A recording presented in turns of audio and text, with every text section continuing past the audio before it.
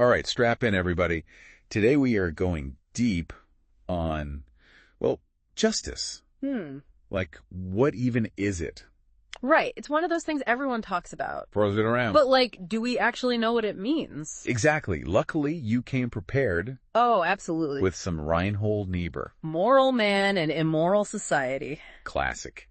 And let me tell you, this guy does not mess around. No, he does not. It is a dense read.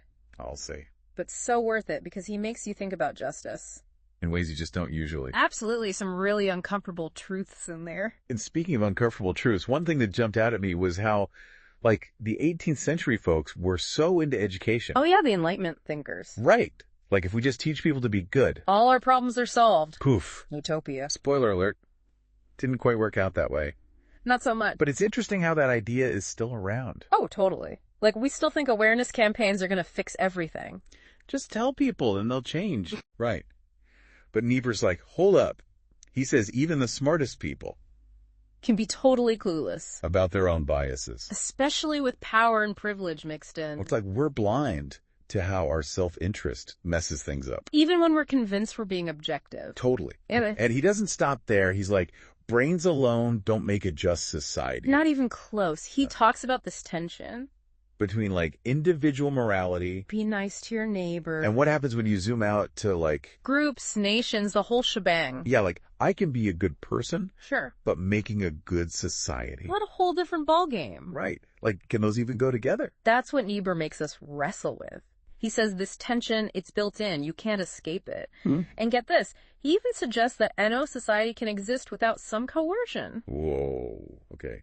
So much for utopia. Yeah, that's out the window.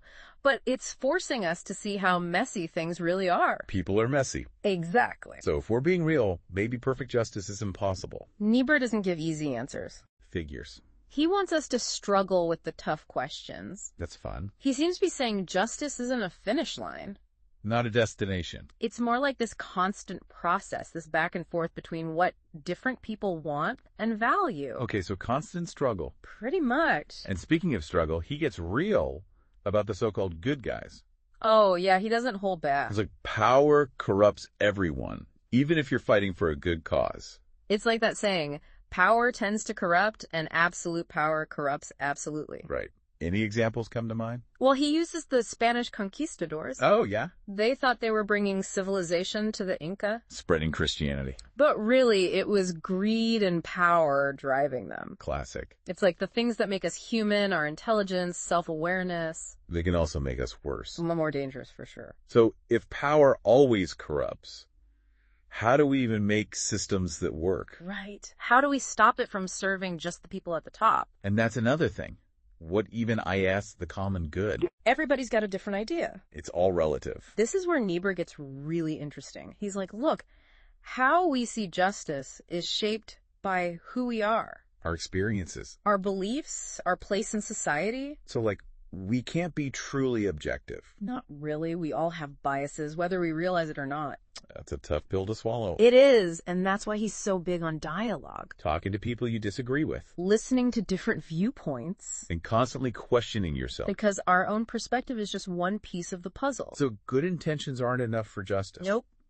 We got to make systems that deal with the messiness of being human. The fact that we're all going to mess up. And that we crave power. And that individual needs clash with group needs. Exactly. It's like, we got to be realistic about what's possible. Absolutely. Speaking of realistic, Niebuhr uses this intense image from Plutarch. Oh, yeah, the one about Roman soldiers. Fighting for land that gives them nothing but air and light. While wild beasts have dens and caves. It's like, even when societies try to be just, the people who sacrifice the most get screwed. It's bleak, man. It is. Makes you wonder if true justice is even possible, you know? With all our human limitations and stuff. It's the question that hangs over everything. That we're going to keep exploring as we go deeper with Niebuhr. Absolutely. But let's just sit with this for a minute. Let it sink in. What are your initial thoughts on all this? What's hitting you the hardest so far? You know, as we go further with Niebuhr, it's clear he sees this justice thing as, like, not just politics and society, but something spiritual, too. Interesting. We've been talking systems, power dynamics. Right. Where does spirituality fit in? Well, for him, real justice. Yeah. It needs more than just changing laws or tweaking institutions. Right. It needs us to fundamentally change how we see ourselves and each other. So like interchange too. Yes. Not just moving the furniture around, but changing how we think. Exactly. He's like, we got to move past just looking out for number one. Okay. And be responsible for other people's well-being too. That makes me think of how he talks about love. Oh, yeah. Which feels kind of out of place, you know, in this political theory stuff. I get that, but remember, Niebuhr's coming from Christian theology. Right, Jesus and all that. Exactly, and there, love is like this radical ethic. Not just being nice. Way beyond that. For him, love is active, it's about sacrifice. Giving up your own stuff for others. Yes. Especially those who are struggling, oppressed, even your enemies. Now that you mention it, that connects to his take on nonviolent resistance. Absolutely. He saw people like Gandhi as living examples of this radical love. Willing to suffer for the cause. Without turning to violence. But he's clear, right. That's different from just accepting injustice passively. Huge difference. Nonviolence for Niebuhr, it's not weakness. Not giving in. It's confronting injustice head on, but refusing to play the oppressor's game. Well, not marrying the hate. Right. Breaking the cycle. It takes serious courage and discipline. Not naive at all. No, it's choosing to appeal to your opponent's conscience. Not just trying to overpower them. Exactly. I see how this is all coming together now. Yeah. It's like, for Niebuhr, a juster world needs two things. Okay. One, systemic change, fixing the structures that create injustice. Intense. But also personal transformation, growing in love and compassion. He sees them as connected, right? Totally. Like, our actions, even small ones, ripple out. And can contribute to big social shifts. But we also need systems that promote justice and hold power accountable. It's both and, not either. He's not letting us off the hook. Nope.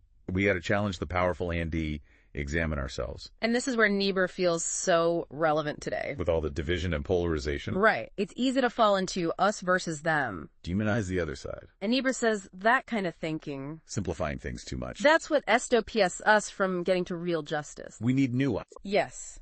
He wants us to talk to people we disagree with.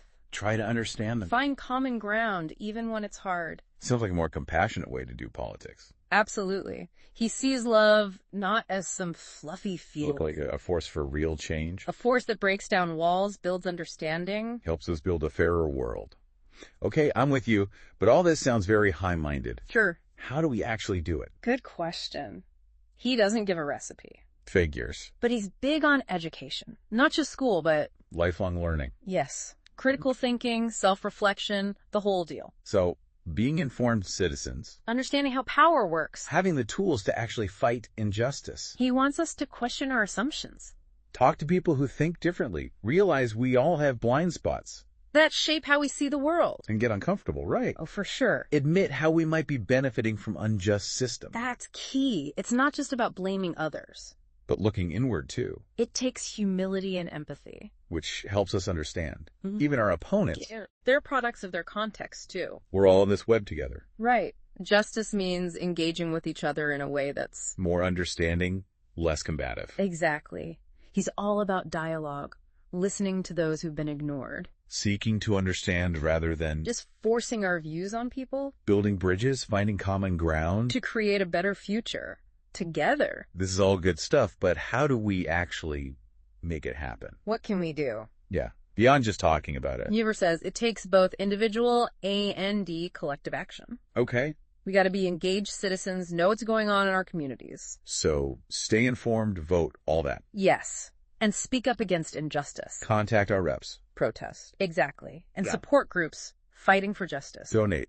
Volunteer. Put your money where your mouth is, right? Literally. Invest in long-term change. And he also says to be careful about what we buy.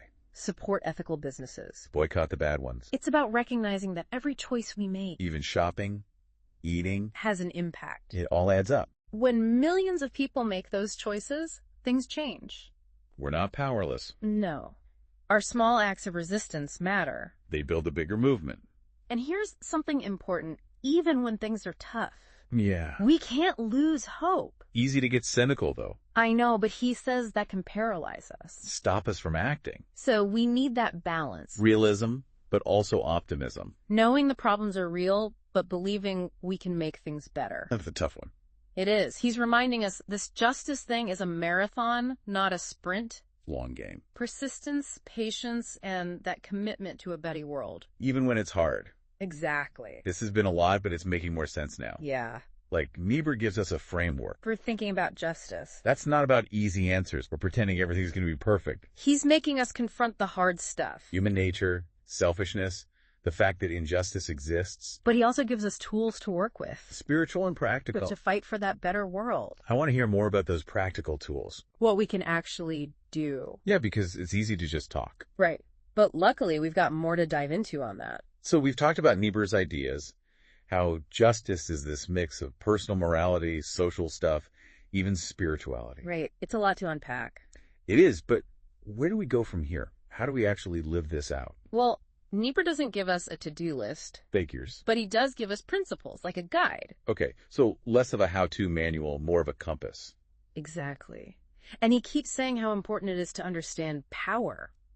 Like how it works in society. Yeah, we need to see the ways it shapes us. Our perceptions, our interactions, even what resources we have access to. It's often subtle, unconscious even. So it's not just about spotting the obvious bad guys. Right, the dictators and corrupt officials. It's like seeing how power's everywhere, even in everyday life. Exactly, and it's not always intentionally bad. Sometimes it's just baked into the system. Social norms, cultural assumptions, institutions we don't even question. That makes me think about privilege. Niebuhr says, those who benefit from these systems, the ones that are often invisible, they can be blind to how they're contributing to injustice. Even with good intentions.